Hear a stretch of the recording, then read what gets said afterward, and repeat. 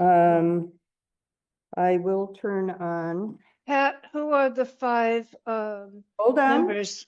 I'm still doing things. I'm turning on AI Companion. It will give us kind of a probably an incorrect recap of the meeting. So that is on. And it is 6:36 p.m. We have determined there's a quorum. We have, I'll let the people introduce themselves and see how it works here. So why don't we start with Joe and go right across here? Hello, my name is Joe Phillips, part of the Sierra Club Angeles chapter. Greg Stewart, California Native Plant Society. Pat Bates, San Fernando Valley Audubon Society. Glenn Bailey, representative of the Encino Neighborhood Council, but I'm also an alternate for the Resource Conservation District of the Santa Monica Mountains, which is what I'll be doing. So we have quorum right now. Okay. And Erin Vieira with Friends of the Los Angeles River. okay. Thank you. So moving through the agenda, number 2 is minutes of. Oh, I'm sorry. And we have a guest. We have Brian. Yeah. And I'm here from Recreation and Parks. Thank you. And I will just state who is here logged in. We have the guests are Muriel Houghton, Diane Rosen, Melanie Winter, John Rishi, Army Corps of Engineers, Lori Kelson, Rosie Evitisian, I hope I didn't murder that, Brent, Bill Neal, Barbara Heidemann, Hannah Wayland, and that is all I see. So that is who is in attendance right now. For the, let me see. I did have a couple corrections to the minutes that people emailed to me. I believe that we had one person in attendance I did not note. And if I can find my purse, I stuck it in there. Well, I think it was, oh, it's the young man from one of the neighborhood councils that comes to us. Lionel Morris. Okay. Oh, yeah. Teresa Brady has just joined us. Teresa is on the board representing San Fernando Valley Sierra Club. And she is live in attendance here. So we will revise the minutes to reflect that Lionel Morris was in attendance. I know.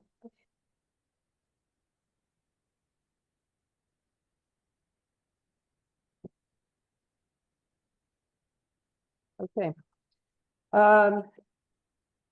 That said, I'd like to make a motion that we approve the minutes of the November 19th, 2024 meeting. Do I have a second? Second. Okay, thank you, Greg. And okay, we're just taking a vote. Do we have anyone objecting to approval of the minutes? Seeing none, the minutes are approved.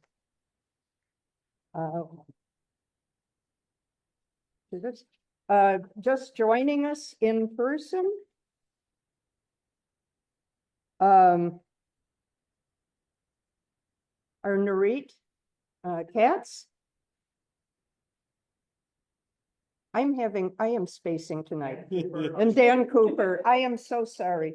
You know, this is the first time we've used the Sowell conference. Yeah, it, drum roll. Okay. thank you. So they are in attendance at this point, and I also joining us is Kathy Schreiner from Van Nuys Neighborhood Council.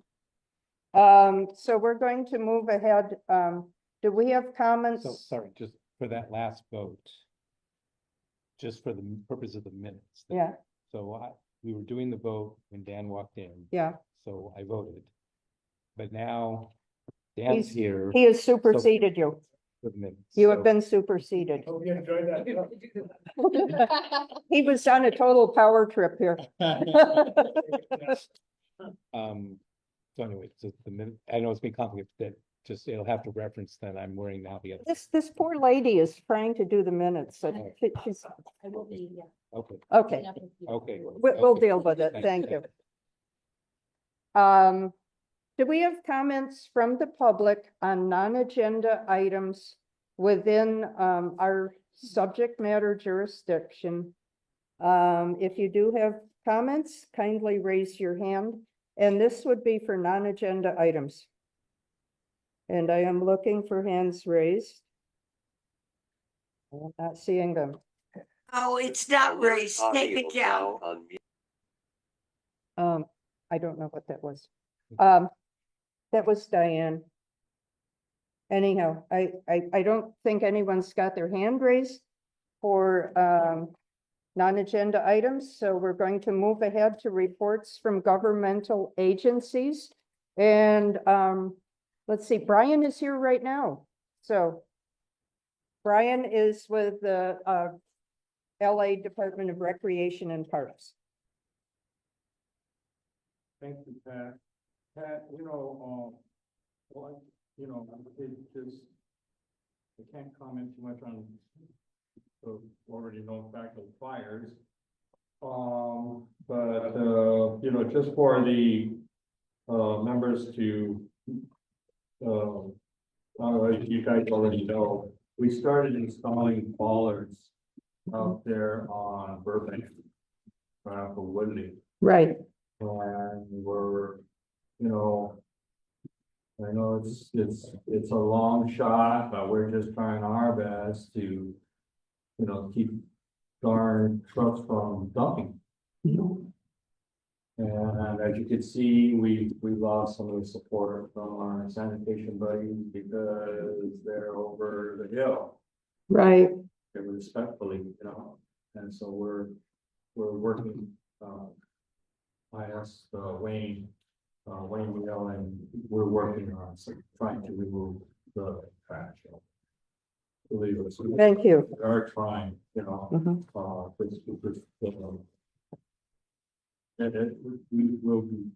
we'll be trying to get. Yes. There's a lot of trash to be removed right now. That's a lot. That's part of the problem. You guys have any luck in finding out who's doing it, or are they just middle of the night dumping and disappearing? Exactly, middle of the night. Early in the morning. You name it, it could be. And it's so hard to get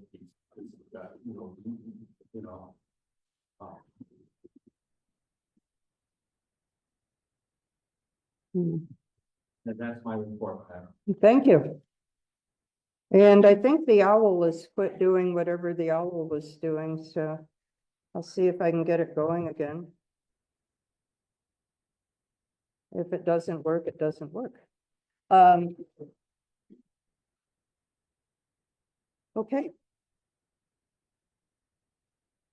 Yeah, someone said they lost their video. I don't know why it quit working.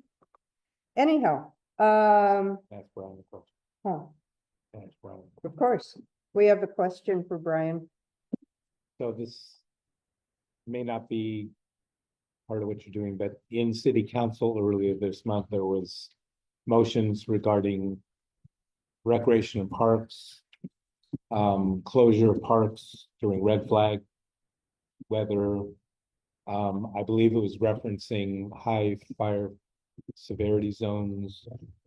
I don't think Sepulveda Basin is technically in. But if you hear anything well, it's a motion, so it's not law yet, but, if you hear anything that might affect the Sepulveda Basin through your recreation and parks channels, I guess I would just that would happen, but if you do, I just wanted to put that out there for you and everything. And it has calmed down quite a bit, so far, and, it has calmed down. This is a motion for going forward, Mhm. Going forward. for future, forever, if it's adopted, forever, for the parks that meet that criteria. We'll agree. We'll let you know. We'll let the. That's their working again, Pat. Hmm? I moved the plug. I think I was the one who messed up the owl. Is it working again? Let's see if the owl's working. Um,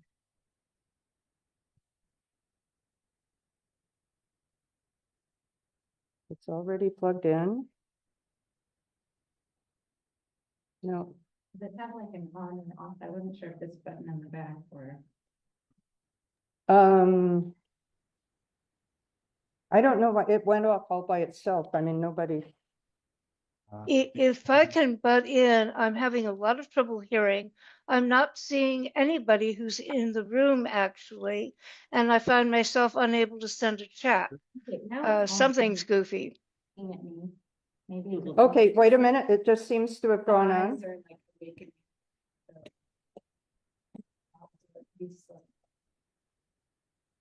I really don't know what could have. Check on the mic right here. This guy, click the arrow. Arrow next to it.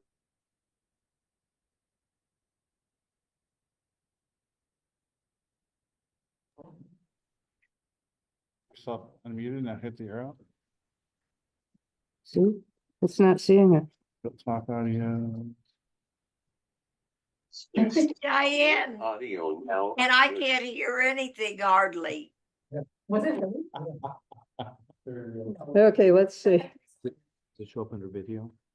It's not showing up under.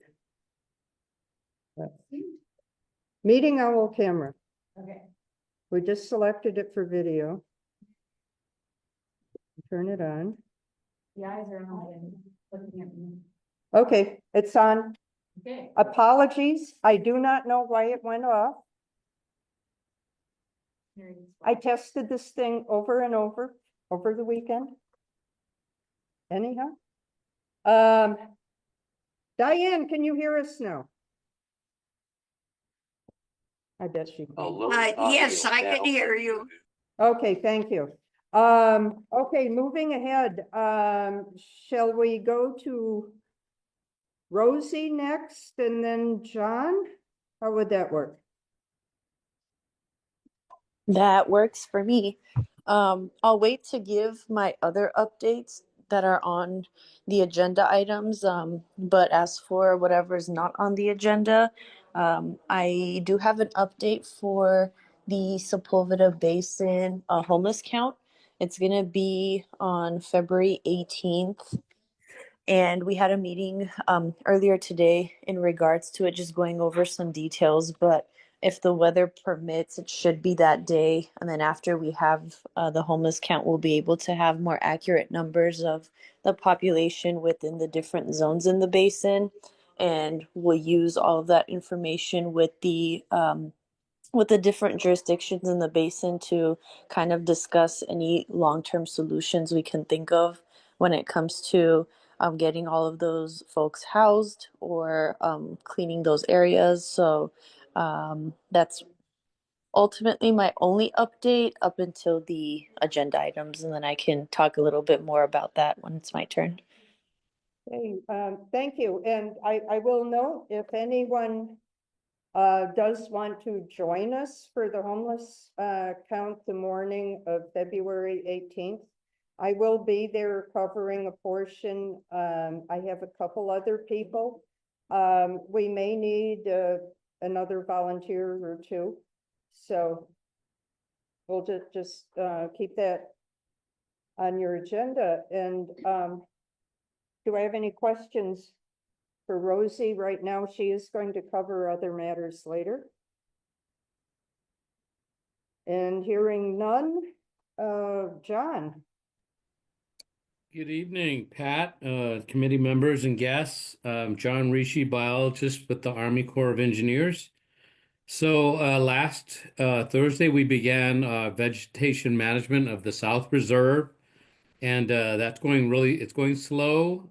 We just have one individual doing the mowing, but Hannah and I were out there. We flagged all the native plants to avoid. And so they've been really good at working around those flag plants and, reducing the fuel levels, but still helping to restore the habitat and keep those native plants that are important for the wildlife.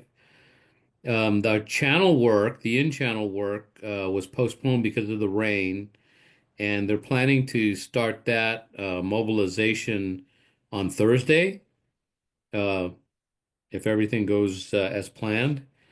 And then for the Sepulveda Basin Master Plan and also the Hanson Dam Master Plan, um, the 45-day public scoping period is still on schedule to begin on February 10th. For both master plans, we were planning to mail or to send out the notice of intent for the public scoping period today, but it was suspended for 10 days. The new administration just suspended all social media and website postings, so they could kind of get a handle on what was going on. And so we plan to send those notices out at the end of that 10-day period, which would be February 4th. And that's all I have right now, subject to your questions. right. So, Muriel has a question. Yes. Actually, not on this, but I'd like to ask you to stay long enough for the discussion about the recent plantings in the amphitheater lawn. Sure. Yes. I'll plan to stay. Thank you. Thank you. John, who is the contractor for the river channel? It's BJD Services is our channel maintenance contractor. Okay. And the last day for the comment period, will that be March 25th? That's what we have is March 25th, but I think because February, we didn't realize February is a short month. So I think we're allowing a couple of days Good. past that, even though all the public notices say March 25th. So really, it's extended to March 27th. Okay. Thank you for bringing that up. Next regular meeting will be March 25th, so we want to make sure we can address that. Do we have any further questions? Okay, hearing none.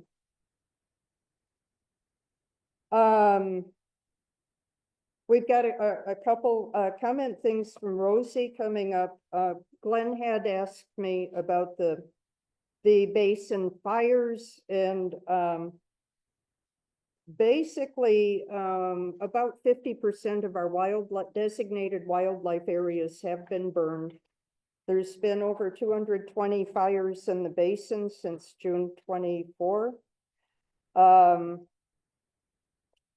There's been several significant fires, a 75-acre by the model airplane park, a 30, a 20, it adds up, in addition to multiple just really incredible arson fires in the wildlife area by our wildlife lake. So I just put a little thing in about that. And now I'd like to turn it over to Rosie for item 5B, an update on the Sepulveda Basin Fire Working Group.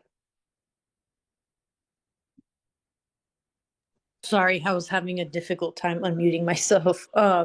So as for the working group, we are still meeting within the the different departments.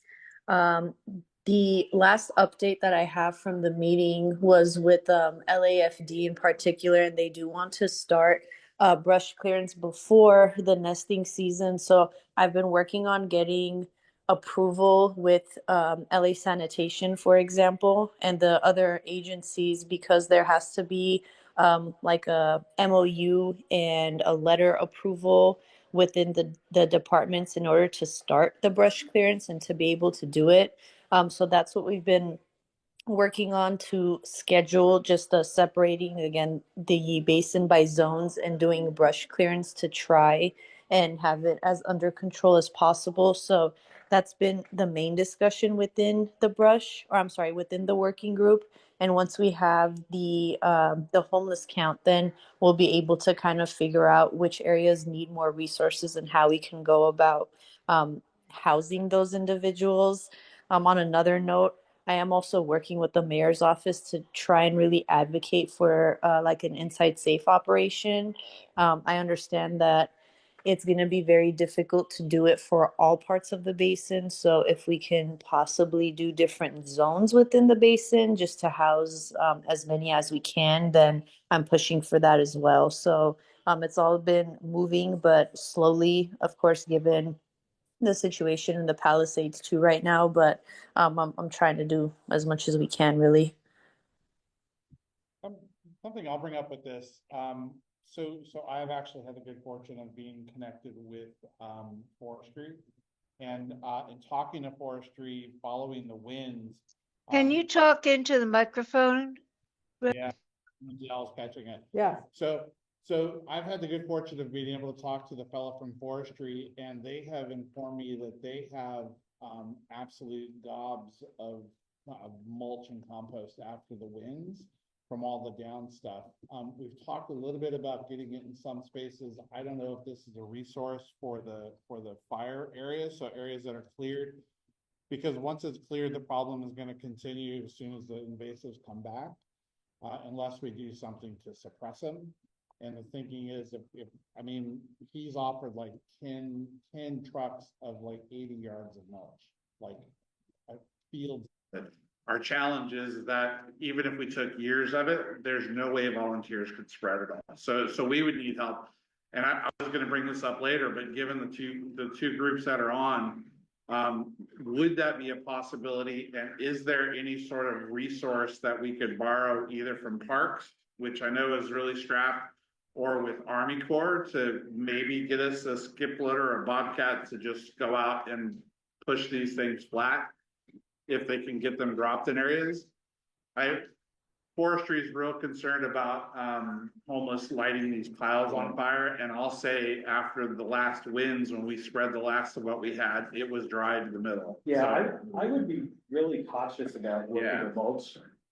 It's not like a boon. It's people are always trying to get rid of it. So it is a waste product. So use it sparingly and kind of smartly. But yeah, I only know this because my son is obsessed with filming fire trucks, but he was in Altadena on Wednesday getting footage, and he was seeing mulch catch on fire with the members extremely readily and shockingly before anything else in the yard was getting lit. So yeah, it's fun. And so I mean, our thinking was if we got it out there, then we could have a water tender wet it. And but then it'll dry again. Yeah. So use it. If it's placed around a plant that you've planted, but then that's not a skip loader job. Yeah, it's the volume. All right, the problem is quantity. Yeah. So be careful with it, I guess.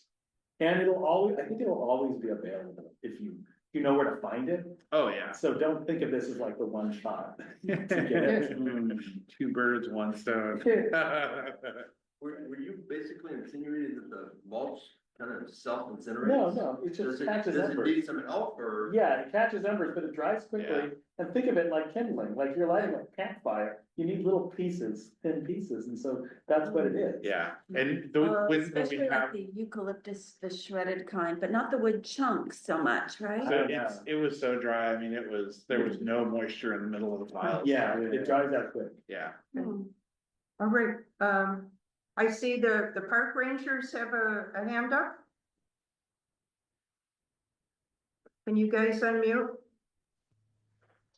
Good evening, Pat.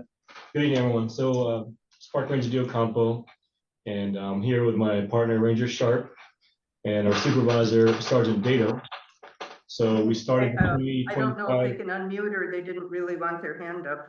Oh, you not hear us? Can you not hear us? Let me go to Rosie while we're waiting for them to figure it out. I can hear them. They're not. Rosie, your hand's up.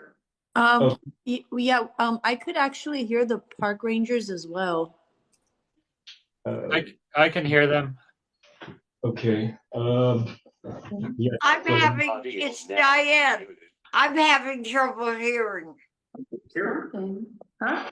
They're very faintly through the owl. Does the owl need to be turned up? Is it a Let speaker? me try turning it up more. Has arrows like for volume here. We can try to talk louder. Is this more helpful for anyone? All right, there we go.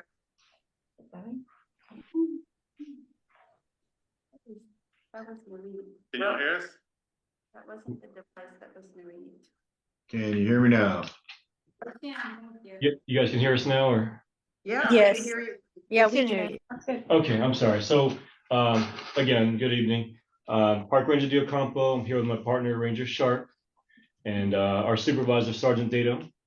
So we started the 2025 deployment for the Rangers up here in the Valley a couple of weeks ago, 3 weeks ago. And that was right before that kicked in. What I did want to point out, I know you guys mentioned the fires earlier. We did make an arrest that I believe was the arson that I suspect we have good reason to believe this is the same individual who's responsible for a lot of the big arson fires in the Sepulveda Basin wildlife area. The first time I encountered him was actually December 18th, and we were addressing a large encampment close to, I guess, sometimes you guys refer to as like the boat loading dock area. It's been there for a couple of years now. After we sighted that individual, we got back to our vehicle and I saw this guy just walking by, and we had nothing to go with, no reason to detain him, but he just looked he seemed like he was unhoused, and so we were like, okay, maybe he lives in the area. My partner notified me that actually she has dealt with him before, living in the area, but we just never identified him. So I took a picture of him when I got back to the station, ended up identifying him and realizing, yeah, this is the guy who had been arrested before for arson in Sepulveda Basin back in 2022. He was on formal probation for arson, and he was wanted on a felony warrant for arson. And when we checked our records, I found out that on October 12th, one of our rangers who had responded to a fire at Sepulveda, he was responding from Griffith. He's not familiar with the individuals we dealt with, but he responded to the fire. LAFD was in the middle of putting it out, and I think one of the captains on scene pointed this individual out and said, hey, this guy has been here this whole time right by the fire. He kind of seems unfazed and has an encampment nearby. So this ranger I'm talking about, his name is Ranger Trejo, made contact with the individual, issued him a citation. Unfortunately, at the time, our dispatch they missed the warrant for him. But again, there's just this history of this guy just being in this area where some of these major fires. And I don't think he's one of these individuals who accidentally, produce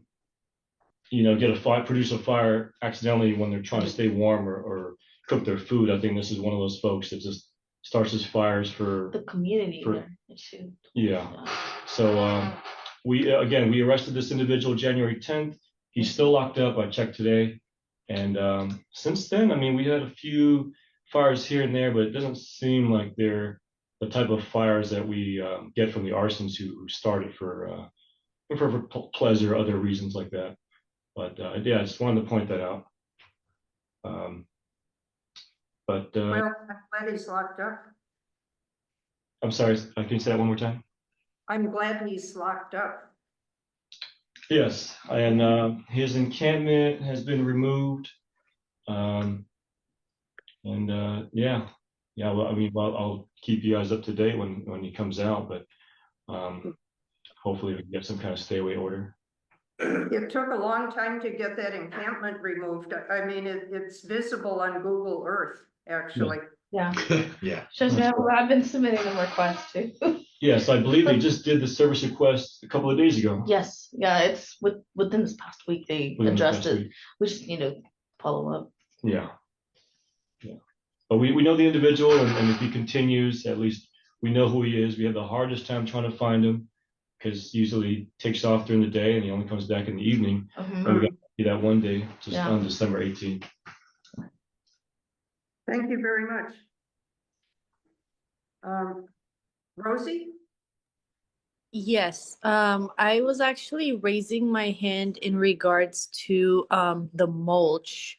But before I get into that, I do want to give a shout out to the park rangers. We've been in communication a lot, and we get updates. I mean, almost weekly on everything that they're able to do. So I just wanted to say thank you. We know how hard you work, and it definitely does not go unnoticed. I mean, I think we're all pretty much on the same page in terms of knowing how difficult and nuanced the situation is. So I just wanted to take a moment to say thank you. And then as for the mulch, what I was thinking, just because this was something that came up a lot when we were in discussion about the medians along Burbank that would go through Woodley. I know I talked to street services when they were cutting down all the brush if mulch was an option. And I believe at the time they didn't have enough or it wasn't an option. So if there is like a large volume of it, would it be a good idea to have the mulch spread around the median since they are already all cut down and then maybe could just be a matter of watering it? I don't know. I don't know the science behind it or the efficiency, but since it came up, I did want to bring that out or bring that up better yet. I defer to the scientists. I mean, I'm not really like bullish on mulch, so I think that if there's a reason to put it on the median, and it'll be maintained, one of the things is if it's flammable, and it is, probably don't want it in the middle of roads, where embers can get it and then hit a car, because cars are really flammable. Also, it blows away really easily, and so medians don't have a lot of guardrails to like keep stuff on the median. So that's why I'd be reluctant to put on a median. A lot of people think it's good for weed control, but our weeds are really able to push through mulch pretty easily. So I think it also will blow into the street and cause like bike hazards. And I just think it'll probably cause more trouble than it's worth. And it's just telling them people are always trying to just like give away mulch, and mulch should really be disposed of properly, like in a landfill, you know, where it belongs, and not sort of cast around willy-nilly, or used specifically for like a restoration project. So I would try to resist the urge to think of like creative places to put mulch, I guess is what I'm saying. So I understand the sentiment. The flip side of that is just to make sure that there's resources to come back the next year and take the bases that have grown. Clean the 6 feet, medians. to Yeah, I redo think there the work. needs to be maintenance for the median, Yeah. and I do agree with Dan that mulch is not a great solution there. That doesn't mean it couldn't have other applications elsewhere in the Yeah. basin. And it does have plenty of applications in gardens, but yeah, I do echo those concerns about it getting out into the Widespread, street. yeah. Yeah, Totally agree. migrating mulch, exactly. Just quickly, could the park rangers put their three names in the chat for the minutes? Oh, they did already? Thank you. Muriel, were you done, Rosie? I think she was. Quick question for Rosie. I didn't quite get where the brush clearance you're trying to get done is located.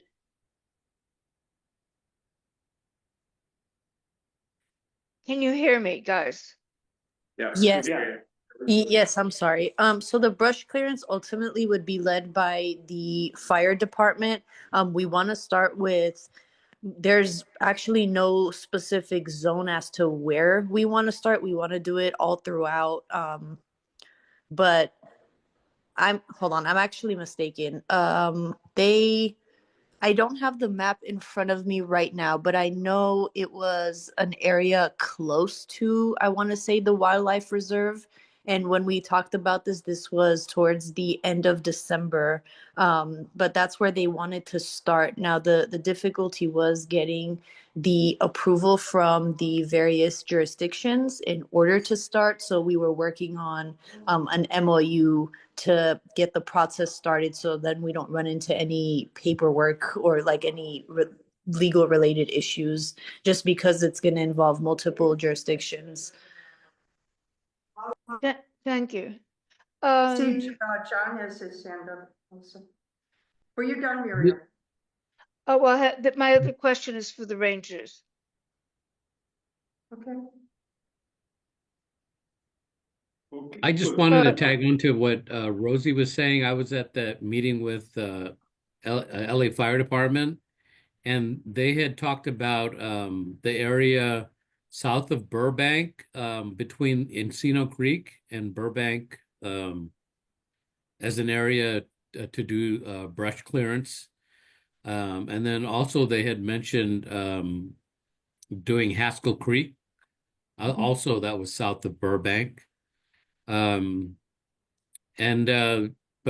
we were still waiting for them to come back, and then the fire started. So I'm not sure what happened with that. But I also wanted to mention that we've been working with the Council for Watershed Health, and they've been doing targeted rundo removal. And they were in Encino Creek, and they removed a bunch, and then they went into the LA River main stem above the dam. And they removed over 6 acres of arundo in those areas.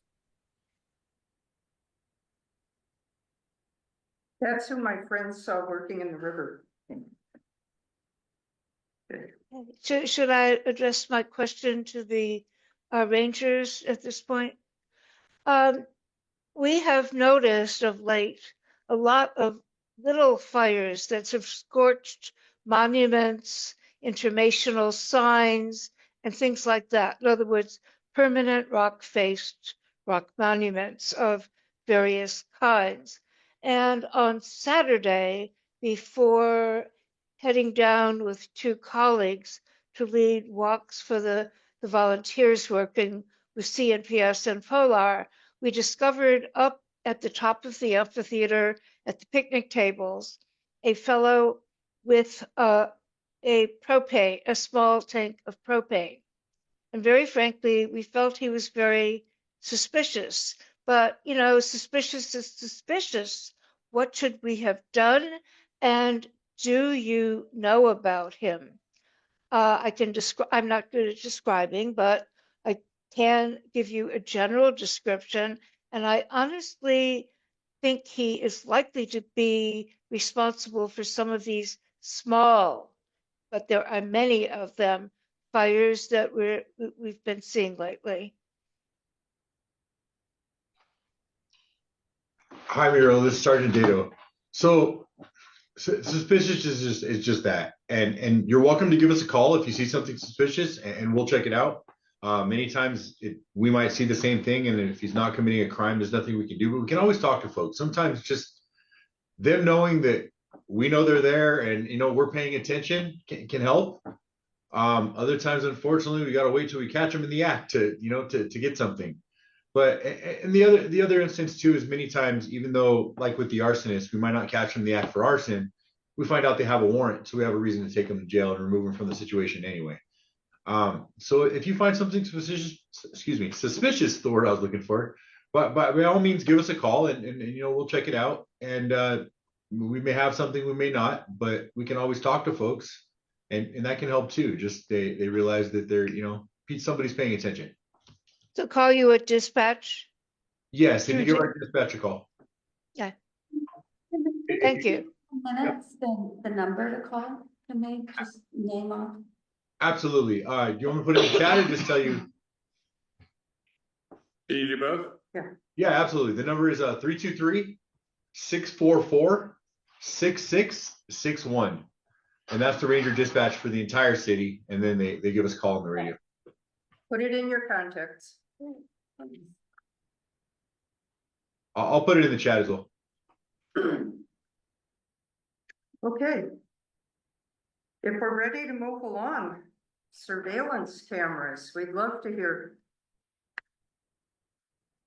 Are we going to get surveillance in the basin? Can I take over? You can, it's all yours. Okay, as for the surveillance, I did hear from my deputy chief of staff that that it was approved, and which pretty much means that we are gonna go on ahead with the surveillance system. Now, when I met with the rangers at Griffith Park months ago, sorry, give me 1 second.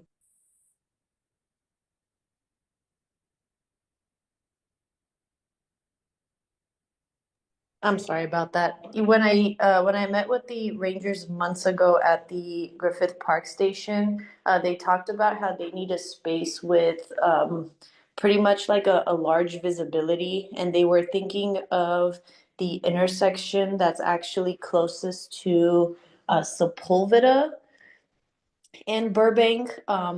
We haven't had discussion as far as where to input it since then, so I do expect a meeting to kind of discuss where it would make sense because this camera system can zoom in at incredible I'm sorry, I can't find the word, but it can zoom into incredible lengths.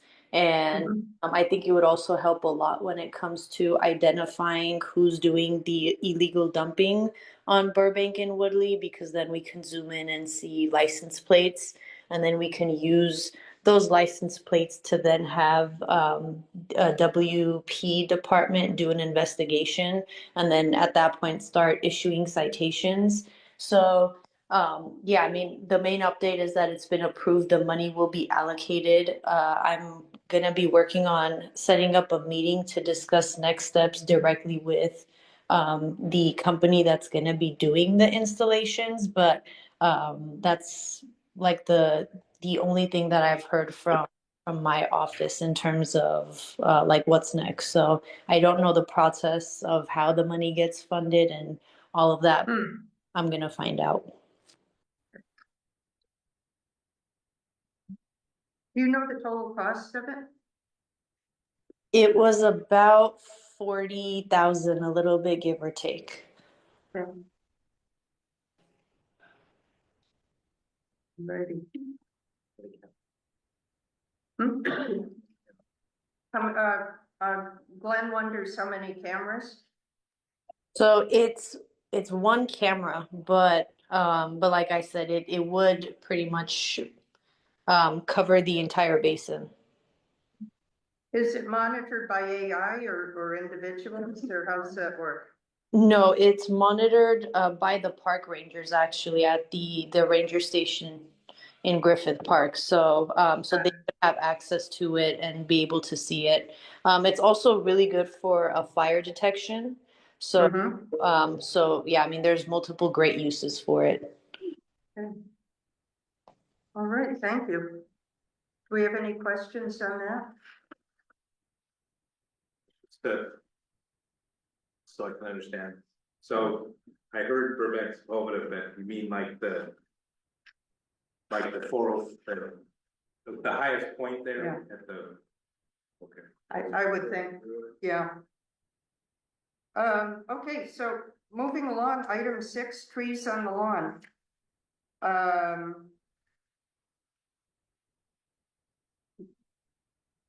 Muriel wanted me to put this on.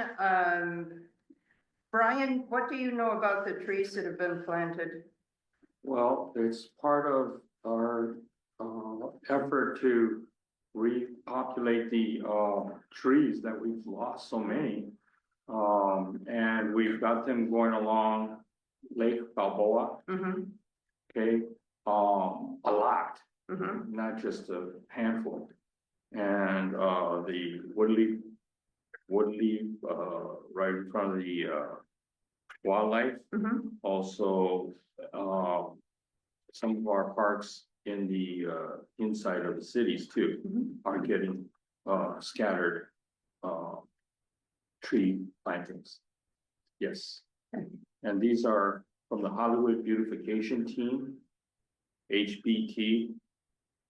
And they've been a wonderful supportive group for us. I just gotta say, they plant all those trees. What was CAL FIRE? The email said it was CAL FIRE. Grant is from CAL FIRE And then the grant goes from CAL FIRE to Hollywood Beautification. to try to get it in the ground. Yeah. Is that like Hollywood, like, I mean, why are they planting in Encino if it's in Hollywood, I guess is my question. Oh, Why would Hollywood Beautification be coming up here to plant trees? yeah, and I may be misquoting their name of their Oh, group.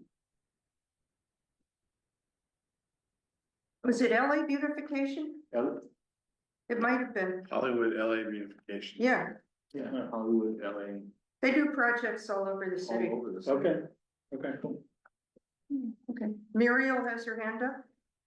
Okay, I have concerns about this, and I'm of two minds about it. It should be absolutely beautiful. On the other hand, I am delighted to see more Western sycamores than Leon Boroditsky, the head forester, had mentioned planting there at this time. We're talking about a little less than 2 years ago. So, I mean, it's wonderful to have those trees there. The other trees I have some concerns about. Philosophically, I have a problem with the two kinds of oaks that were planted, especially the cork oaks, which are native to Europe, not to anywhere close to here. We know they do beautifully well in the amphitheater lawn because we have two of them that are doing very well. They look beautiful. They do attract birds and so on, but they are very much an exotic. We have two minds. The other oak that was planted is called a rugosa oak or netleaf. And they are native to Western. I looked this up. I don't know this I wouldn't know it otherwise. From Western Texas through New Mexico, southern Arizona, down throughout Mexico and into Guatemala even. They're very wide. They are likely to do very well, I think. They are native to an area not far from here. They are not locally native and they're not a California native. This is going against the master plan with both kinds of oaks. I really would like to hear what other people have to say about this. The final tree that was planted, and almost half of the 40 trees that were planted, I did not count anything, so it's a guess, are Torrey pines. They're beautiful. And they will certainly keep cars from driving wildly on the lawn. But they're supposed to be, from what I've learned, very intolerant of fire. They die kind of like if fire comes near them, they die. And so I don't think they are going to be permanent. I have no objection to them, and they're a California native, and I gather they're excellent for wildlife. So anyway, I'm throwing this open because I think I'd like to hear what the other committee members think. Thank you.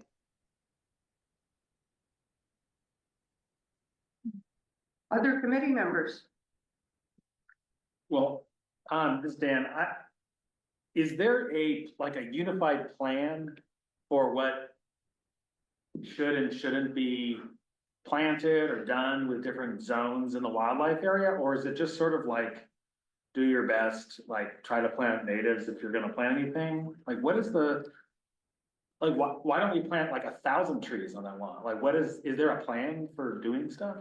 So the best as I know is from as CMPS goes, and I may be misspeaking, I can ask Steve Hartman about it, but my understanding was that outside space was still part of the wildlife reserve, but used as lawn space. Yeah. We saw the trees, we were there the day that they put in some of them.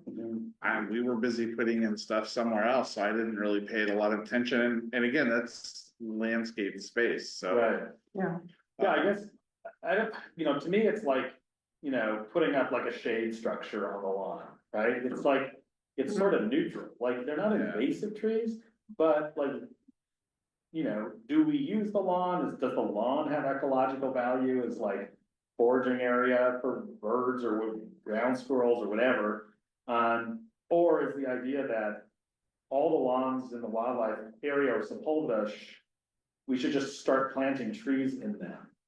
And to me, I think that it probably would be, this is why we do management plans. We just have zones of like vision plans or what it's gonna look like. It gets kind of granular, but I would say like as a precedent, if we're the steering committee, I guess it might be nice to get heads up when someone's gonna be planting stuff. Just like Greg, you show up to these meetings every month and talk about what you. Yeah. So it's sort of like, we try to like capture everyone's viewpoints and all the stakeholders in the room. So it is a little jarring when someone just parachutes in and plants a bunch of trees. Was Parks involved in it? Cause they had some big apparatus. It wasn't like a couple of volunteers with a couple of buckets and shovels. I mean, it was a truck with an auger that was out there. And when we heard it, it sounded, ground shaking, putting it in. So, but I mean, it was all news to us. We sort of showed up, oh, there's trees here now. This is, forestry, our forestry. Yeah, I think it would have been great if they gave a heads up to the steering committee, because I was surprised. I got out there, they wanted me to start helping them. And I mean, that's wonderful, but I mean, I think this had to have been approved by Rec and Parks, and I think it was kind of negligent of them not to shoot an email off to the steering committee that we're, hey, there's a whole bunch of trees going to be planted. Or we should have forestry represented on our steering committee. Well, that would be lovely. If they're gonna be like, no, I don't say meddling, but if they're gonna be like doing work in the wildlife area, these departments change their focus every few years. So maybe 20 years ago, forestry wasn't doing stuff and it was all Rec and Parks. But like realities kind of change. So I don't know how aggressive forestry is these days. It seems like they're fairly aggressive in just trying to put trees everywhere they can around the city. That's just been my impression, but I don't know. Well, I will make a point of inviting the new guy from forestry, because I know the fellow that we dealt with for quite a few years has retired. Okay. And there's a new guy, and I think I was remiss in not getting him to at least try to come to this. I thought forestry was part of recreation. It's Rec and Parks. Okay. Yes. Oh, it's a division of Yeah, Rec. it's a division of Rec and Parks. There's two different Who forestries. retired? Tell me Leon didn't. Muriel will tell us who retired. Okay, if I can give a little more background, and I would like to hear from John Rishi on this too. It was Steve Dunlap was the chief forester, and Leon Boroditsky was something like the deputy chief forester. And clearly, based on what I had heard from others and from talking to him, he was kind of the philosopher of the forestry division. And I'm sure he gave a great deal of thought to this. And based on when I thought I was just going to meet with him to discuss where they would plant for sycamore trees to replace some other trees that died in the amphitheater lawn. This is the big picture I got. They really want to do the right thing. Leon wants to plant things that will last for the centuries, not just have, just a few years. With that, they, I'm not sure how to say it, consider the wildlife reserve, the natural part, to be totally run by the steering committee. I see. And like so many people, they consider the amphitheater and the lawn to not be part of the wildlife reserve. I consider it to be, but of dual usage. I believe that is the main intent, but honestly, it's very unclear. Okay, so that's part of the picture. And I did invite them to, Leon, this is almost 2 years ago, to discuss with the committee if they did want to help plant stuff within the reserve to work with the committee. Anyway, so we have kind of a bifurcated situation. The other, Can you clarify who retired? Did Steve leave or did Leon retire? Steve Dunlop, Okay, he but retired. Leon's still here, right? Because we've worked. okay, so Leon is now the chief forester. He was the Oh. deputy before. Steve Fantastic. retired. Okay, Great. the other thing that I want to point out, and John Rishi can confirm or correct me, is that the lease, the master plan for the basin, the old one that's about to be updated, says that all plantings where possible in the Sepulveda Basin should be California native plants.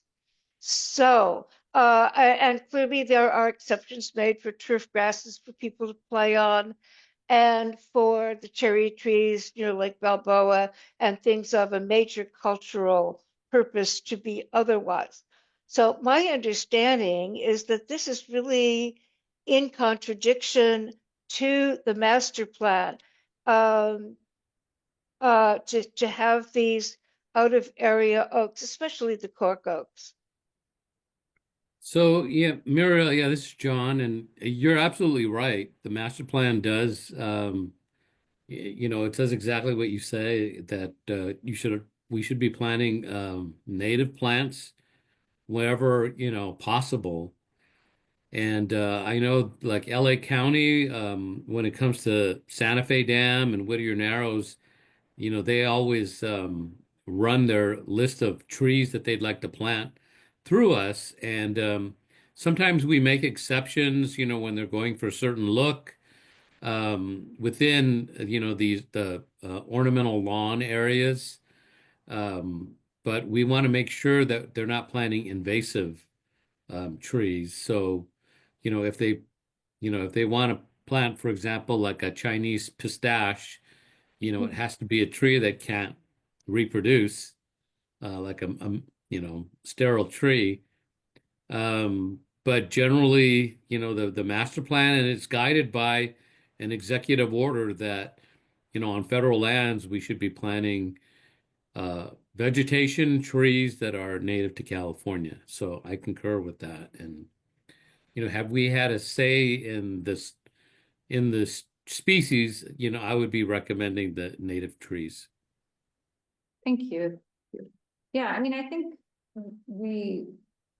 Leon has been incredibly supportive in many ways of all of these efforts. He's been trained in the wildlife, tree maintenance and, been open to maintaining some level of snags for cavities, et cetera. So I'm sure we can have this conversation and address this with them without.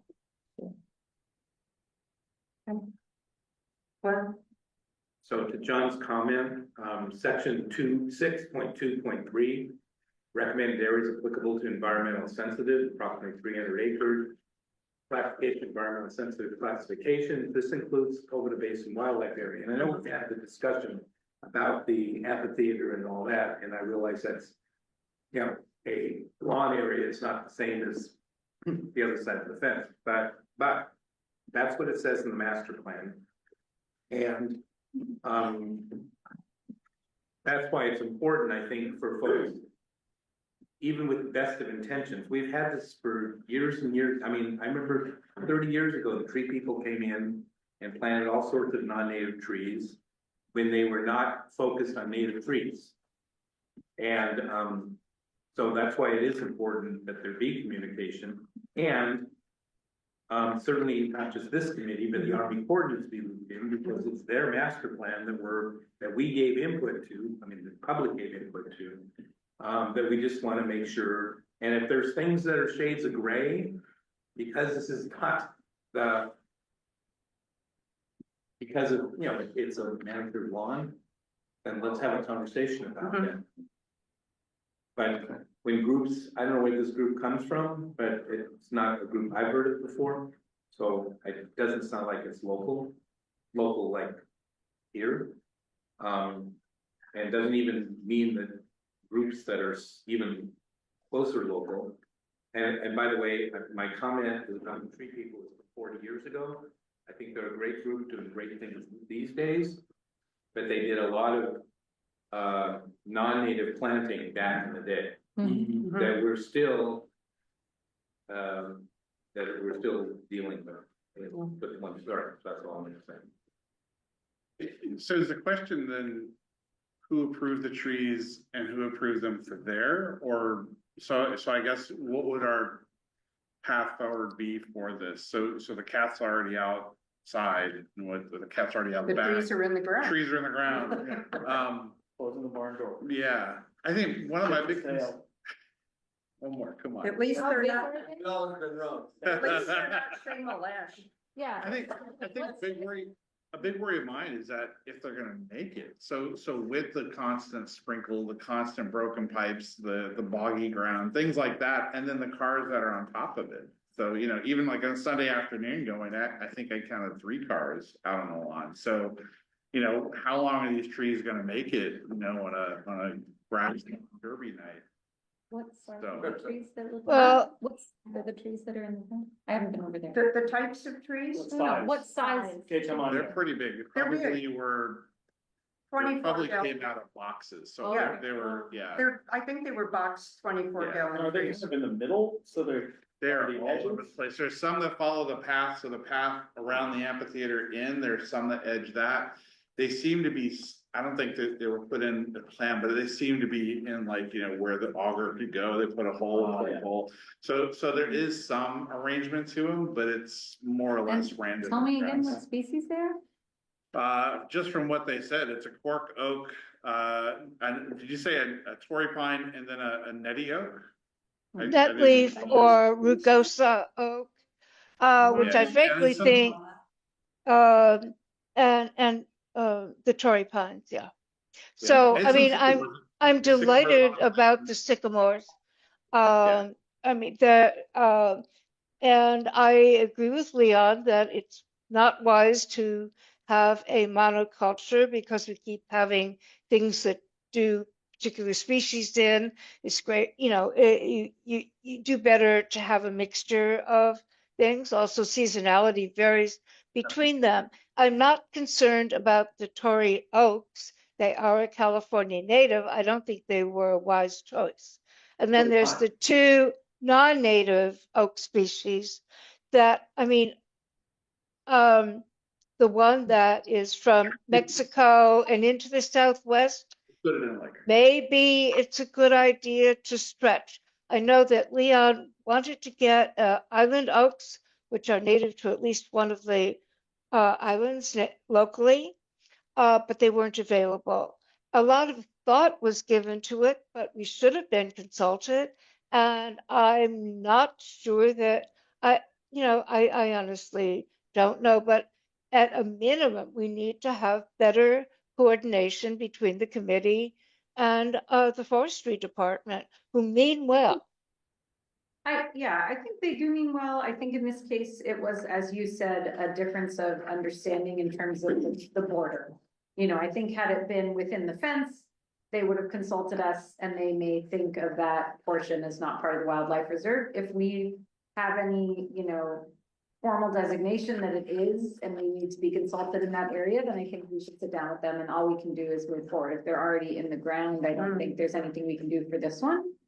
And it is already a mixed tree park area, and I'm sure those trees will get used by lots of wildlife. And so I think all there is to do at this point is to meet with forestry and have some clarity and understanding of which areas we need to be consulted about, and, you know. I think that, And if we want them to consider trees differently, maybe we need to develop a palette that we find acceptable in the areas bordering the wildlife reserve. If they didn't You know. connect with the committee, you would think they would have at least connected with Rec and Parks. But they're And part of then Rec even and though Park. they're part of Rec and They Parks, are Rec and But Park. then they would have connected potentially with somebody within the Sepulveda Basin. Whoever. Well, they are within the, so Leon and his team maintain all of the trees throughout the But they would Sepulveda have Basin, so. contacted you or somebody, you would think. Well, they're different divisions of Rec and Park. So Leon's group has the jurisdiction to care for the trees in the Sepulveda Basin. And they do work with us on many things, including like when we had that tree, you know, when there's wildlife issues, for example, or, you know, where the nests are for the red-tailed hawks and all these sorts of things. And they have worked with this committee very much about the trees post-fire and how we dealt with that and whether the cottonwoods came down. So there was communication with that. So again, I think this is likely a misunderstanding in terms of the purview of this committee for that amphitheater area and the grass area. And I think if we feel we have jurisdiction over that area, then we may just need to sit down with them and clarify that for the future. Would And, it make- you know, work more closely with them. Would it make any sense to reach out to this group to maybe sort of educate them on it and let them know that they put ill-appropriate trees in there? I Well, think it sounds that like we, Muriel's already been in conversation with. well, but that area is part of the reserve. It's clearly defined in the master plan. There's no question. Okay. And they should have consulted with us. And, you And I know, think my we should feeling is remind the them. trees are in the ground. Yeah. But they really moved, if you want my opinion. And, Well, I they think, should have come to us. I think we should. And I think we need to let them know that. Yeah, absolutely. If there is clarity in the master plan that that's part of the reserve, then that is the purview of the committee. And then we should remind them of that, like, hey, it's not just within that fence line. It is this whole amphitheater and grass area. It's defined by the entry road going in and so on, and you can, it's 130 acres, you can measure it Yeah. out on Google Earth. But then to the extent that they are going to plant any more trees, I think it would be helpful for this committee to develop a list of species that we would find acceptable for reserve area. Maybe with like our top priorities, and then if those aren't available at the right size from the nursery, here's what we would find, you know. So developing a palette, I think there's a lot of good knowledge within this committee, and we should be able to do that. Maybe they just had an abundance of these trees and they just wanted to Yeah. get rid of them, potentially. The other thing is, I believe it's been shared with them, but we can share with them, there's a new sort of native tree list that was developed by CFAC that I think was shared with forestry, but we could. Yeah, we could just use that and just Yeah, pass that along and say, hey. But it sounds like, Maybe as we you can said, they highlight- had the right intention, it's just the nursery didn't have the trees they wanted. right, so they they had were to sort of get out the substituting, trees. so that's where I think we need to help them with like a substitute list of, Yeah. okay, if you don't have these, go for these, you know, and just work, yeah, I think we should see if they'd be open to sit down with us and I think we should be. Personally, I think we should be gentle in our critique, because I do feel Leon has been working so hard on so many of the Mhm. issues we care about, you know, he made sure that a number of his team members went through the like tree care for birds training, you know, he's really trying to be sensitive to all this stuff and participated a lot in vision plan stuff around this, and he's a very good ally, and I think we should just make sure that we care for that relationship and stay in closer touch and make sure, you know. Yeah, I think that's the only point. Yeah. You know, Marie, what is that CFAC that developed a list? CFAC is the Community Forest Advisory Committee. It's a body of the city. Okay. And I'll send the list to this committee in case some of you don't have it. It was a pretty good list because what's nice about it is it includes tree-like bushes. So things like elderberry that that's great. can grow into a tree-like structure that are maybe not always on the initial tree list. So yeah, I'll send that out. Okay, are we done with trees? Well, I do recall at one point during the master plan process, we had envisioned certain things such as an oak forest, for lack of a better word, on the west side of Haskell Creek. Between Haskell Creek and Woodley and that sort of thing. I don't know how detailed, if we did something for the whole area, or we just had identified a suggested area that we wanted. California Library and the Valley Oak or maybe it was just live oak, I'm not sure, but anyway, so there had been some thought in years past. So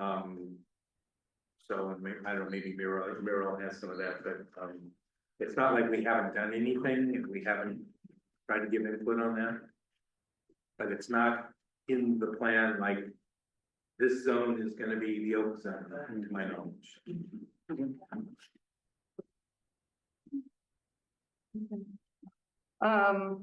Should we move ahead? Yep. Item 7, maintenance issues. Greg, I think that was from you. Yeah, so you talked about the illegal dumping and the removal. Talk about that. We were wondering with the trash receptacles out in the park, they seem to be walking away with people. The barrels that are out there just keep disappearing, so. You want more in? Yeah, we were thinking that we need to replace them, and I'm sure they've been going into the bushes with people to use as something, but yeah. So I wanted to make a note of that. And also I don't know why the cars on the lawn are a huge pet peeve for me, but the barriers along the driveway and the way in, something to keep the cars out. I got a really nice picture of a guy taking a picture of his car in the amphitheater. Really nice looking car. But anyways, what's that? In the amphitheater? Yeah, at the bottom. And so, that seems to be an ongoing thing. I think the big concern is just to break the pipes and stuff, knowing how much it costs and whatnot with that. And then we were talking about clear signage to keep off. One thing that we noticed is that people don't know how to use the roundabout in there, and almost watched a header on the left side for some guy trying to go to the archery range and somebody coming around, and that was an exciting moment. Like signs that say yield. Keep right. Yeah, anyone or who's keep already- right. Keep right, yeah. Right. Yeah, people wanted some. And then the roundabout, it should also say yield to anybody who's already in it. Anyways, that was. We've had the issue before about the barriers and the side. Yeah. Forever. He was talking about ballards earlier. Yeah. And we talked about getting old telephone poles or old trees to create some sort of stoppage. Yeah. They move I mean, them we and need get a- around them. Yeah, I know, you gotta get a big hunk of a tree Yeah. before, because keep the cars off the lawn is pretty easy, it's the big monster trucks and the big SUVs or forerunners and stuff that just climb over a log. Yeah. Like, nothing. I think it's, as you said, it's something we've been talking about, just to resurface it. I don't know if you go back into the And meeting. potentially gets down to a ranger issue as well, the rangers come out and start citing people and there's signage, no parking on the lawn, no entry for any vehicles, and the rangers start citing people, well, people will get the message. Yeah. But Someone needs some motherable tickets. If the word started getting out that there's a $350 ticket for driving on the lawn. Oh, I was thinking 1,000. I go for that, and I'll raise you too. And some of that money will come to the committee. Okay, so we'll just keep thinking about that. I think our park rangers have to get back to work. A lot of people keep asking where the $3 million that Brad Sherman gave to the city for a ranger station and community room has gone to. And it turns out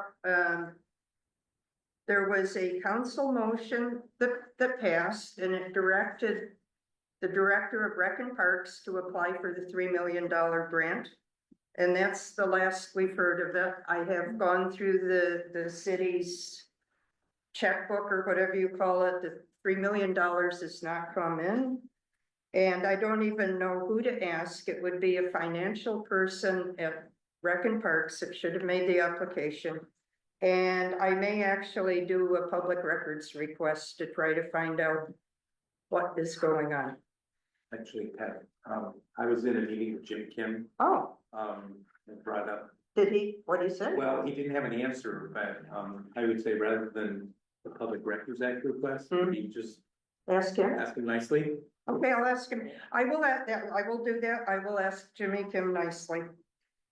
Just, you can reference the yeah, with the recent. I don't know if it's recent, I think it's November, but, the meeting with the neighborhood council budget advocates. Mm, And the issue of ranger stations, basin. So you brought it up. Money. because we were all there was a big $3 million check. Over at the SPSC, right? Yeah, Yeah. yeah, On the we all saw it. Soccer field. You can't run that through the ATM to make your deposit. Brad Sherman King and. Brad Sherman and the director and the mayor and. I can get you the names of the other, I think, is it Matthew Rudnick? Matt Yeah, Rudnick was whatever there. you can. Okay, there were Yeah. several people there. Oh, okay, Matt was there. get it to me and I will follow up on The this. meeting that we had where the decision came out, because I don't expect Jim Kim would know it. But there were people there, the budget, the record parks. Okay. And, then there's always the question, can ranger patrols be increased?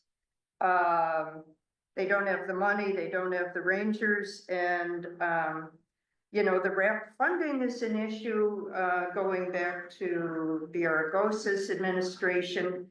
When he started charging an admin fee to rec and parks, it's basically hamstrung them.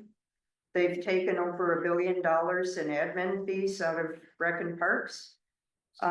They did the same thing to libraries, and they were closing right and left, and there was a measure passed to restore the funding for libraries. It was never done for rec and parks. So I honestly don't know why proposals haven't been made to fix this, but I guess we'll just have to wonder. And moving ahead, I think Rosie is still here. The Sepulveda Basin website, Rosie, I think Audubon may have put a comment in. What's the status of that? It's, let's see. So I have to check with Lamont from our team. He's been monitoring it closely.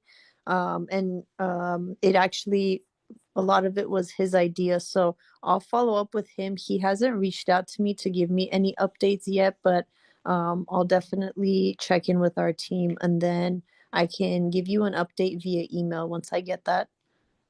Okay, that's great, and I would encourage all of our member groups to write in support of that.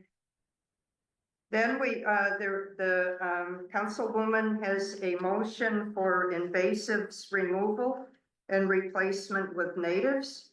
I know that we haven't weighed in on that yet. I think that is, after reading that motion, I think that there are some things we'd want to discuss about it. But I'm very happy that the councilwoman came up with that. Greg, have you read that? I did read it. I couldn't tell you what it said there right now. It's been a while since I read it. And it's getting late. I know where there's some non-natives that can move. I said, I know where there's some non-natives. We know, yes, I did go for a walk with the council member and some of her staff. And I was pointing out the cornucopia of toxic and non-native treasures over by Bull Creek. And I think she was a little horrified by it. But which council member are you talking about? Padilla. Oh, okay. So anyhow, Rosie, if there's been any progress on that, any further discussion, it'd be great. If there's anything that we can do to help move it along, let us know. Absolutely. I can include that in the email as well. Once I check in with the ledge team. So I'll follow up with that. Okay, thank you very much. Appreciate it. And I appreciate the council members' attention to this. Upcoming master plan revision. Oh, I'm sorry. Did we have any comments on either of those items? No, I'm sorry. I'm just kind of bowling ahead here. master plan revision, I believe the date for comment will be March 25th or maybe March 27th, something like that. Should we convene a special meeting next month to discuss that, or should we form a subcommittee to review the master plan revisions that are desired? And I will put that before the group here. What are those revisions? They're doing a revised master plan. So we don't know what the revisions are yet? Are they extensive, like wholesale revision? Yeah, it's a complete revision of the master plan. Now, they might not change anything, but I think that it behooves us to take a look at it. And you know, it involves land use classifications. You know, Are we? So I know remind me, I think John is still on the call. he is. Okay. Yes. So I know we had all the stakeholders, we have that, so are you saying it's now, is there not a workshop? I guess that's my question. So are things just posted and now you're saying, should we have subcommittee review? There's not like an upcoming workshop we need to participate in? John, is there a workshop coming up? No, they're just gonna, yeah, it's just gonna be the open comment period. So at that time, we'll accept, any comments and recommendations for changes in the existing land use classifications, resource management, recreation management, water So resource. this is not, the revised master plan is not posted for our input. This is a solicitation of comments to inform the revised master plan. Correct. Okay. Yeah, we haven't drafted a revised master plan yet. That hasn't happened. They're waiting for input to draft Yes. the revision. Got it. So when you said earlier that this was open for the scoping, is it the traditional scoping process? In other words, you're gonna put out, this is what we propose to do, and then we're giving comments on that scope. Is that? No, it No, sounds like this they're is before just that. announcing that there is a process to revise the master plan and they're saying, is there anything they should look at? So it's even pre-scoping, it's sort of, so all that, yeah. So the question is, do we as a committee reviewing the older master plan have any initial thoughts prior to anything that the Army Corps has done or will do? Do we have thoughts about any of the land use classifications or areas that we want to submit as a full committee as opposed to as individuals? Right. And then Josh, could you just clarify what you meant? Could you clarify what you spoke earlier?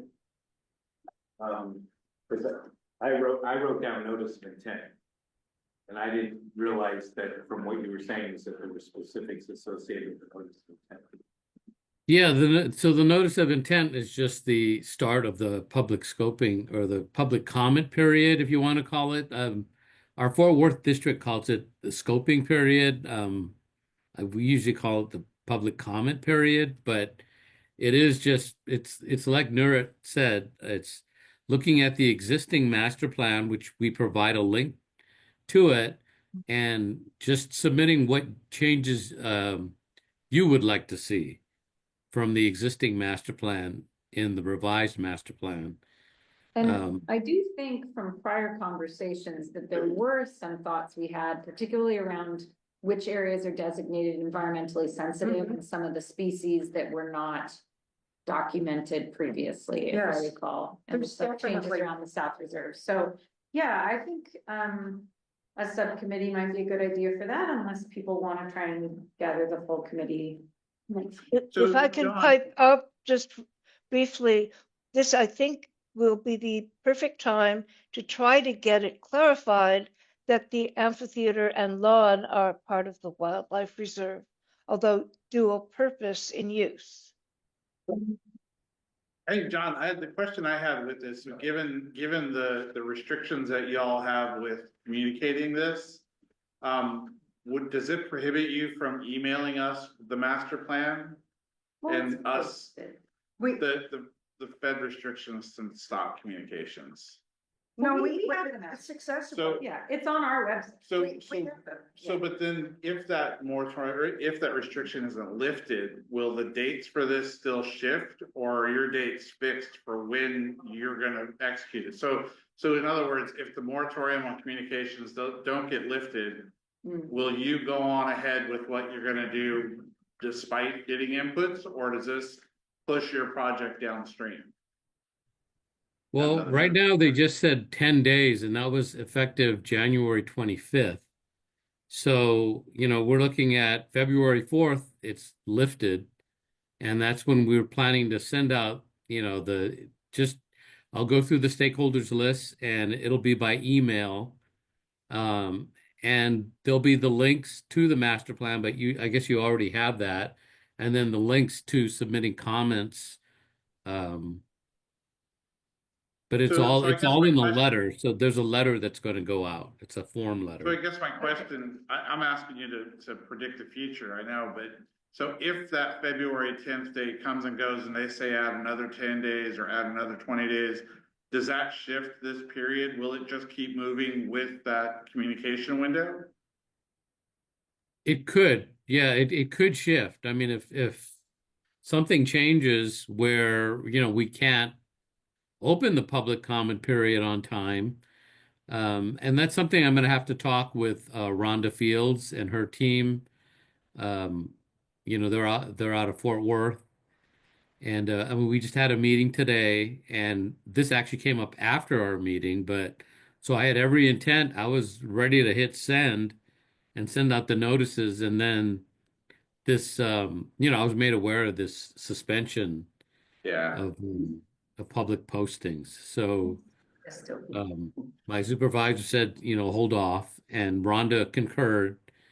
But since it was just 10 days, if nothing else changes, and Rhonda didn't say anything about shifting the date of the comment period because we already sent out the tribal notifications last week, and they had the dates as February 10th through the 25th, which, like I said, we're going to extend to the 27th. March. Good. Of So, March, right? so for the committee then, if we did do a special meeting, that would be Tuesday, the 25th, which would be before this 27th deadline. So, The deadline's the 27th of March. oh, March. Uh, Oh, great. Okay, well.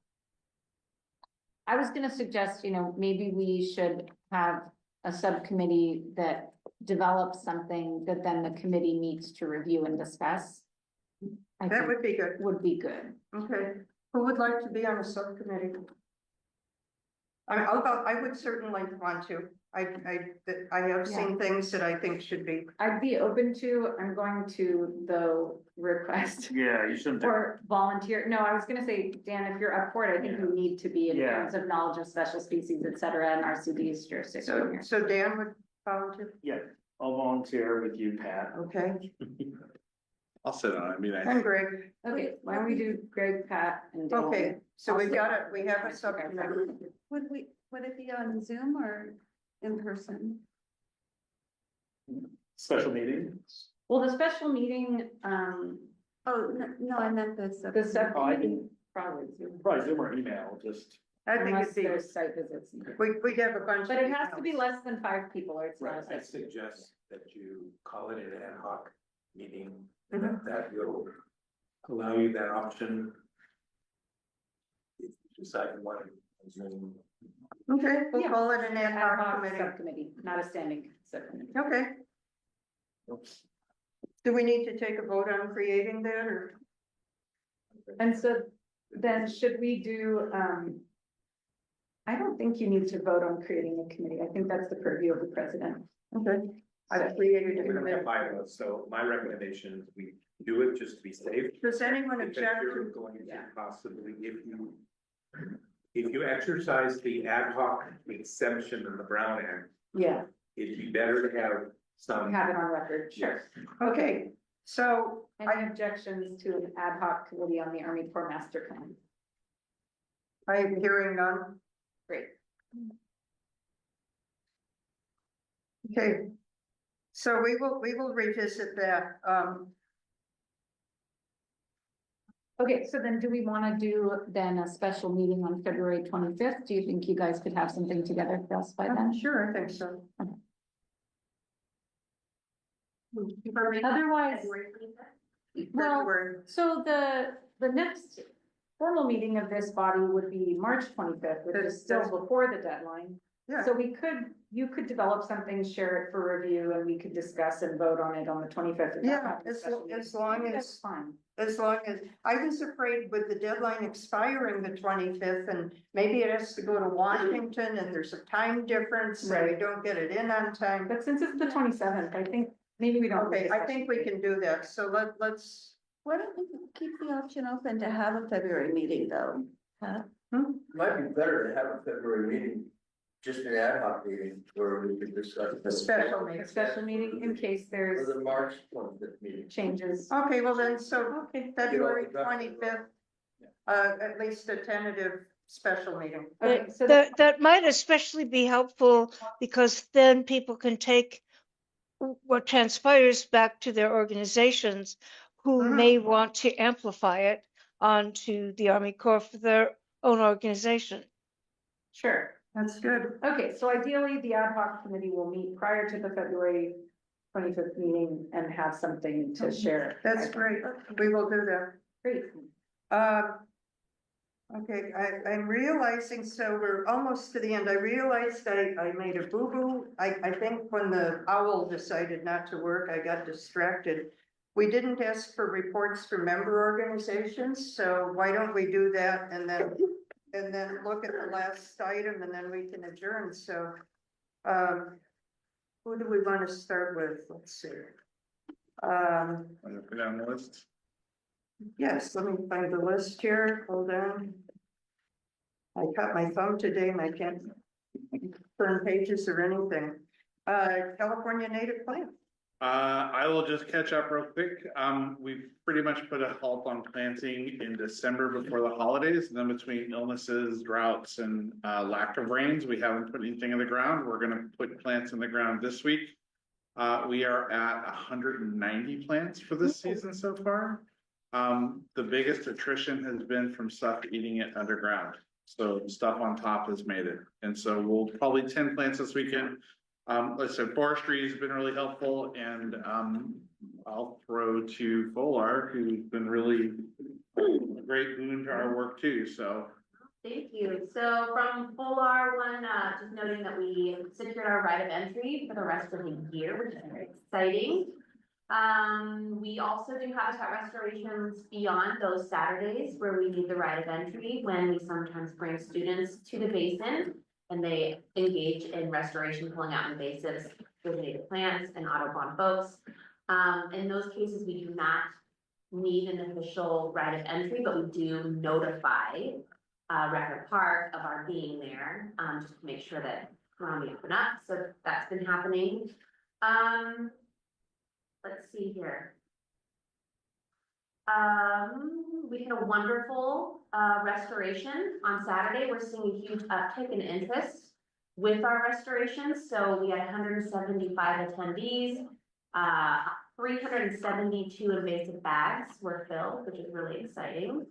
And there is an interest being floated around in Folar possibly helping get volunteers out other Saturdays of the month.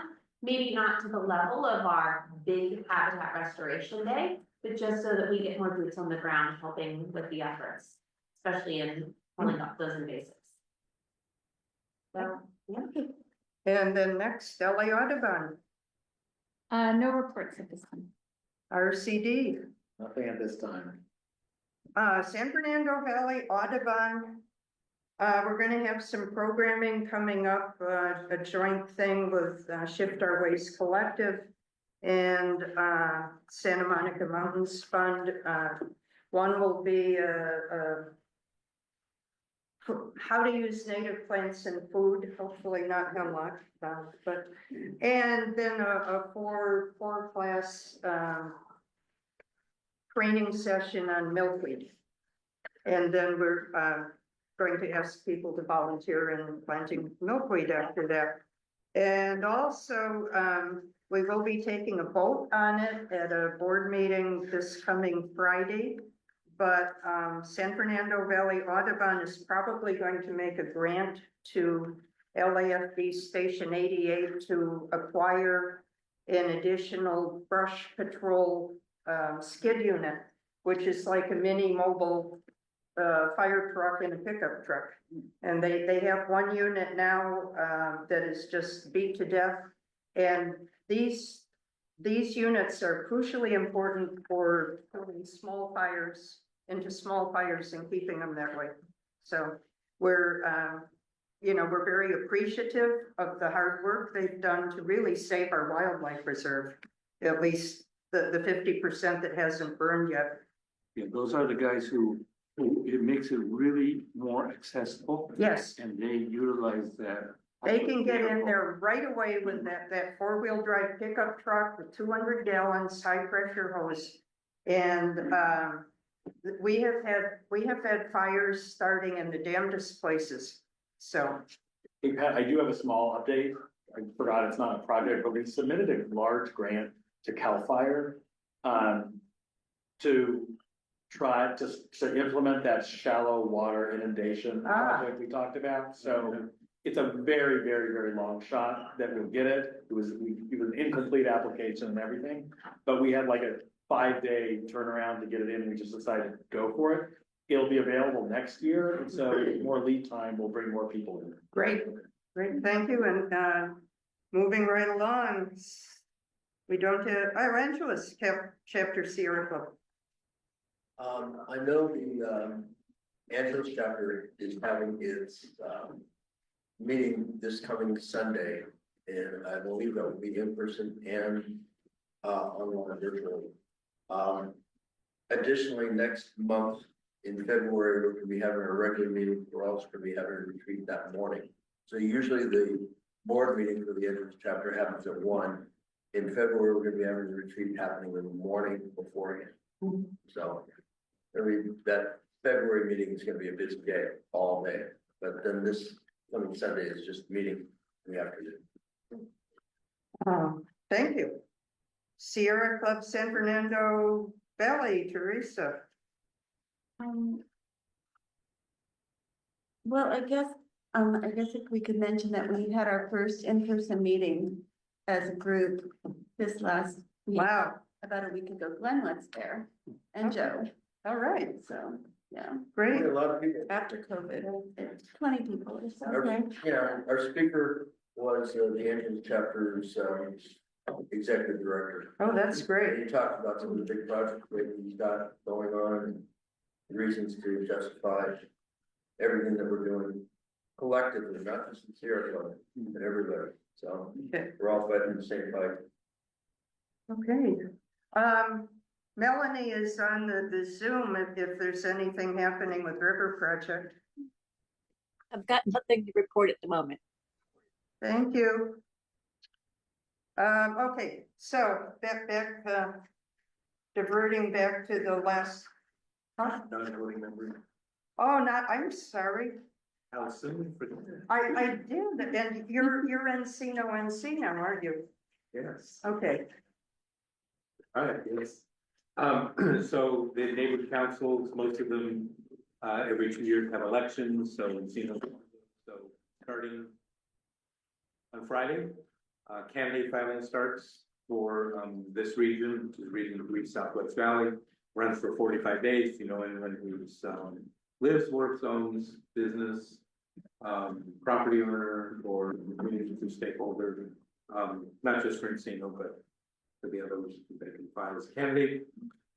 Given the Encino's near miss of what happened to Pacific Palisades and Manville Canyon, Brentwood, whatever, there is absolutely, I think, heightened awareness all around, including the Sepulveda Basin that's hearing. So that may draw some additional things, council files, and I know there was a whole slew of them introduced. I'm looking through to see which ones may be applicable. There was one about closing parks, but I think it's only in high fire. Mhm, zones. Um. So that's why I asked that question. I guess I'll leave it. Oh, we are planning to do an Encino Day event in April. And they are looking for exhibitors of people who do things in the museum. So it might be good to have some entity who may be interested, who carries forward what's going on in the basin there. Mhm. It's gonna be in Encino Park is the plan. So I'll have more details. Okay. Thank you, Glenn. And we don't have anyone from Lake Balboa here, I don't think. Okay, Rosie already talked about the comprehensive homeless count. We are really indebted to, the county supervisor for finally listening to us after, I think 5 years of doing our own counts in there. When Lassa couldn't come up with numbers that were even close to reasonable. The last item on the agenda, would be for John, I think. And does, the Army Corps anticipate, and, Greg, this was your question. And I think we've already touched on that, future obstacles or changes we might see given the change of administration. And we've already got a 10-day suspension of things, but would there be any? Yeah, I think just the question was sort of broad-based and came out of a conversation over the weekend before a lot of the stuff happened this week, a lot of the things that dropped. And I guess just, again, asking you to predict the future, I guess, in whatever chatter or buzz is, change in funding, change in zoning, things like that. No, I don't have anything to share. We're just kind of at this point just kind of waiting to see what happens next. But right now we don't have any significant changes as far as the way we do things. Our maintenance activities right now are just planned to continue. We are considered because of our role, as far as we are considered a public safety organization, and so we're exempt from some of the, for example, the hiring freeze that affects a lot of federal agencies. We're exempt from that, so we can still continue to hire. So we're fortunate in that sense, being a part of the Department of Defense. So a lot of things that affect some of the other federal agencies, might not affect us. We're hoping that they don't, and some will, of course. But beyond that, I don't have anything. There's nothing that, I mean, we're just, coming to work every day and doing the same job. And we don't anticipate that changing. But if anything does change, I'll still be, Hannah and I will attend the meetings and we'll keep you apprised of, what happens next. It's all pretty new right now for us. So I'm sure there's more to come. Yeah, appreciate it. Yeah. Thank you. Thanks. Okay, I think that said, we can adjourn 10 minutes early. I would like to thank everyone for attending, especially our government representatives. Thank you very much. Thanks to the owl. Yeah, Yeah, I think other than the minor glitch with the owl, I think it's worked very well. I agree. The And- owl will be great. The glitch was due to me accidentally unplugging it. Oh, when I was moving plugs around. Ah. You're still vital too. So I was the glitch. Okay, so the owl works good, but if we want to do a presentation, I can also, I have a projector and I can plug it in and I can do projections and everything, so. It's pretty neat. I like how so the way that it renders in Zoom is actually kind of neat. too. It's kind of, I can't wait to It see it the has like recording. multi-panels. Yeah, of take a all- look. all the people. See, And it it's got a, follows- and you can maximize this, so it shows everybody, and it does 360 degrees. So if you get in just the right place, you can have yourself split into two pieces on two sides. Right. See, there you go, so there's the whole thing there. And what it does is it ramps whoever's talking and puts them in the frame. And it was working during that? It, Yeah. it worked fine, other than when Narita. Right, the glitch, yes. I couldn't figure out because it was. And Pat, you're handling any like recording, sending to Steve, to post and blah, blah, blah. I will, I'll send it over. I put the recordings on YouTube because, Okay, yeah, that'll be great. yeah, I put them on YouTube and send them over to him. Okay. perfect. Thanks, everyone. Or did we, Thank and we you. created a YouTube for the committee? I don't know, I'll find out. If we didn't, we should. Okay, yeah, if not, I can set up an account. I think we talked about it and then I can't remember if we did it. I don't know. Yeah. Anyhow, let's get this puppy shut down. Yes. I got it. Plugging things from. Wait.